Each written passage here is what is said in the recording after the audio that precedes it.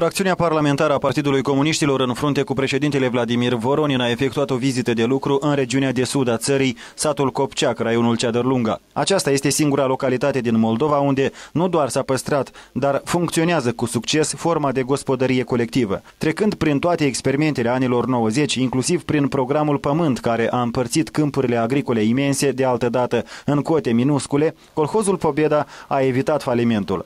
Va reuși oare el să reziste în fața actualelor reforme? Este greu de spus. Statul a lăsat fără subvenții și fără alte mijloace de suport cel mai mare contribuabil din regiune.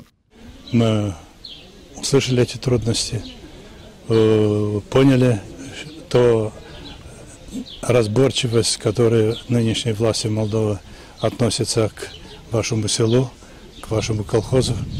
Я нынешних молдавских чиновников и новых буржуа не понимаю, категорически не понимаю. Ведь главная цель – это производить продукцию, ведь главная цель – обеспечить народ хлебом. Colhozul Pobeda deține peste 6500 de hectare de teren agricol consolidat. Doar grâul de toamnă ocupă aici până la 2000 de hectare în fiecare an. Pe locul al doilea este floarea soarelui, urmată de orz, mazăre și culturile furajere, necesare pentru producția agricolă reușită și pentru o bună rotație a culturilor. În producerea fructelor, priorități sunt piersicii. Gustând din roada bogată din acest an, Vladimir Voronin a subliniat că producătorii agricoli trebuie să aibă posibilitatea ca singuri să decidă ce să cultive și ce să producă, iar statul trebuie să ajute, indiferent de forma de proprietate, ori că e vorba de colhoz, ori că e vorba de societate pe acțiuni. Государство должно иметь несколько позиций в сельском хозяйстве. Это позиция помощи сельскому хозяйству инвестициями. Эта позиция обеспечит нормальные условия внутри страны, вокруг страны. Нормальные политические, экономические, социальные, дипломатические для реализации продукции.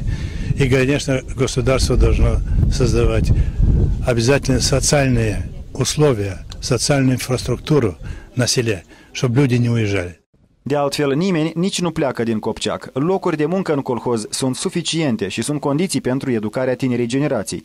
În timpul guvernării PCRM a fost restaurată și activează și astăzi Casa de Cultură, școala, grădinițele de copii, complexul sportiv și stadionul, unde deputații au fost invitați ca să se familiarizeze cu rezultatele obținute de tinerii sportivi. Încă un obiectiv în programul vizitei de lucru al fracțiunii PCRM a devenit Biserica Adormirii Maicii Domnului, centrul spiritual al satului. În noiembrie 2008, președintele Vladimir Voronin a pus prima cărămidă la temelia lăcașului. Lucrările de construcție încă nu s-au încheiat.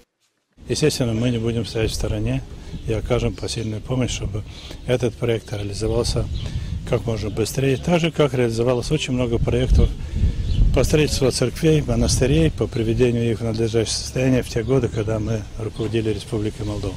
Vladimir Voronin s-a familiarizat cu mersul lucrărilor de construcție și a adus starețului bisericii o icoană.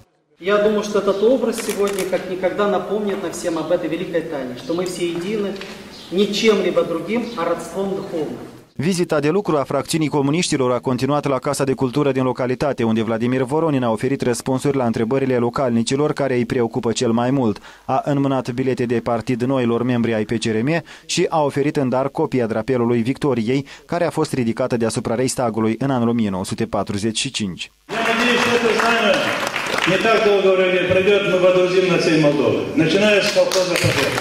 Colhozul Pobeda își justifică întru totul denumirea sa, au subliniat deputații. În condițiile economice dificile, gospodăria s-a învățat să facă față dificultăților, iar cel mai important este că a păstrat potențialul pe care îl avea înainte.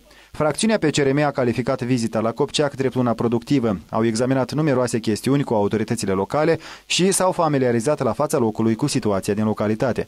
Fracțiunea PCRM intenționează să desfășoare cu regularitate astfel de ședințe în teritoriu, întrucât trebuie soluționate cu succes problemele existente în societate.